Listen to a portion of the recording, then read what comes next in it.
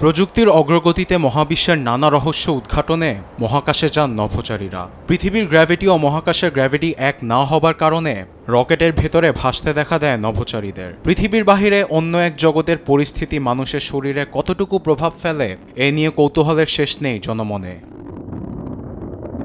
তবে এসব প্রশ্নের জবাব দিয়েছেন লিড ফ্লাইট সার্জন চিকিৎসক স্টিভেন গিলমোর। বলেন, মহাকাশে যাবার সঙ্গে সঙ্গে নতুন আবহাওয়ায় খাপ খাওয়াতে হয় নভোচারীদের। এতে অঙ্গ প্রত্যঙ্গে দেখা দেয় নানা পরিবর্তন। দীর্ঘ সময় এক জায়গায় থাকার কারণে হতে পারে অবসাদ আর ঘুমের সমস্যা। নতুন আবহাওয়ায় মহাকাশচারীরা অনেক সময় মানিয়ে নিতে পারে না, যার কারণে মোশন সিকনেস দেখা দেয়। এতে মাথা ঘোরানোর পাশাপাশি অনেক সময় বমিও হতে পারে।